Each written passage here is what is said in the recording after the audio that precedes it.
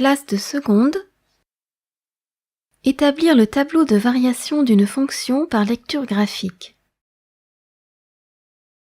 Voici l'allure de la courbe représentative d'une fonction f.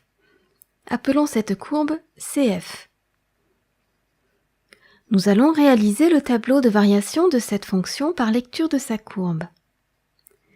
Attention, en mathématiques, la lecture d'un graphique n'a pas valeur de preuve. Je veux dire par là que ce n'est pas parce qu'on lit quelque chose sur un graphique que c'est forcément vrai. Il y a parfois des pièges et il ne faut pas toujours se fier aux apparences. Mais savoir lire un graphique, ça aide à faire des vérifications. Bon, dans ce type d'exercice, on va supposer que tout ce qu'on lit sur le graphique est vrai. Cette courbe est la courbe représentative d'une fonction continue définie sur l'intervalle -5, 7. En effet, tous les nombres qui ont une image par cette fonction, d'après le graphique, sont les nombres compris entre -5 et 7.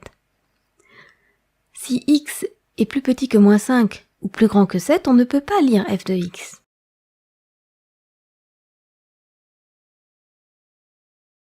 On ne peut lire f de x que si x est compris entre -5 et 7. C'est pour ça qu'on dit que la fonction f est définie sur l'intervalle -5, 7 ou que son ensemble de définition, c'est l'intervalle -5, 7. Pour faire le tableau de variation, on prévoit deux lignes. Dans la première ligne figureront des valeurs de x que l'on lira sur l'axe des abscisses. Et dans la deuxième, qu'on prévoit plus grande, on fera figurer les valeurs de f de x correspondantes, c'est-à-dire les images des valeurs de x par la fonction f, qu'on lira sur l'axe des ordonnées. Donc attention à ne mettre dans la première ligne que des valeurs lues sur l'axe des abscisses, et dans la deuxième, que des valeurs lues sur l'axe des ordonnées. Exactement comme dans un tableau de valeurs, comme vous en voyez en troisième. Dans la première ligne, on indique à gauche et à droite les bornes de l'ensemble de définition. Ici, ce sont -5 et 7. Dans la deuxième ligne, sous le -5, on met l'image de -5, le f de -5, c'est-à-dire l'ordonnée du point de la courbe qui a pour abscisse -5, et ici c'est 1.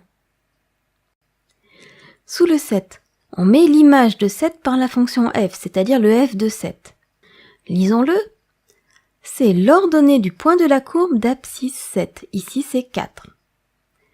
On a bien les abscisses dans la première ligne et les ordonnées correspondantes en dessous dans la deuxième ligne. On repère ensuite sur la courbe les sommets et les creux. On a un premier creux au point d'abscisse -3 et d'ordonnée -3, puis un sommet au point d'abscisse 2 et d'ordonnée 5, puis un autre creux au point d'abscisse 5 et d'ordonnée 2. On place les coordonnées de ces trois points dans le tableau, en mettant bien les abscisses dans la première et les ordonnées dans la deuxième ligne, avec les ordonnées des creux en bas et celles des bosses en haut. Il suffit alors de relier les valeurs de la deuxième ligne avec des flèches montantes ou descendantes, et notre tableau de variation est terminé. Voici comment il se lit. La fonction f est définie sur l'intervalle -5, 7.